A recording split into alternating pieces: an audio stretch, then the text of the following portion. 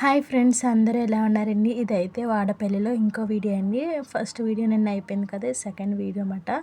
నేను కూడా చలివేంద్రం కాడ అయితే 2 గ్లాసులు మజ్జిగ అయితే తాగేసాను. ఇంకెవరూ తాగలేదు. ఇంకా మా అమ్మాళ్ళు అయితే చూడలేదంట, మేమైతే తాగేసాము.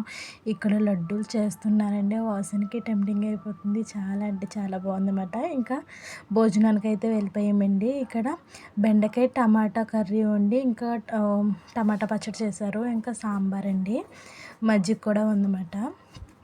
ఇంకా గోదావరి దాటుకుంటే ఇంకా నరసాపురం అయితే ప్రయాణం అయితే అయిపోయింది మాది.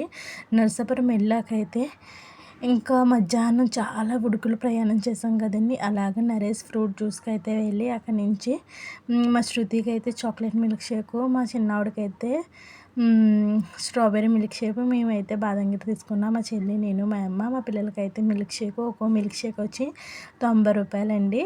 బాదంగిరి అయితే 45 రూపీస్ అన్నమాట. చాలా బాగుందండి. ఇంకా అలాగైతే నరసాపురం పార్కులో కాసేపు కూర్చొని, ఎందుకంటే మా చిన్నమ్మాయి ఎప్పటి నుంచో రావాలన్నమాట. దానికోసం అయితే పార్క్ అయితే వచ్చి కాసేపు కూర్చొని మిర్చి బజ్జీలు అయితే తెచ్చుకుని తినేసామండి. ఇంకా వాడపల్లి నుంచి పూతరేకులు, బొబ్బట్లు అయితే తెచ్చుకున్నమాట. వేడివేడిగా అక్కడ చేస్తున్నారండి.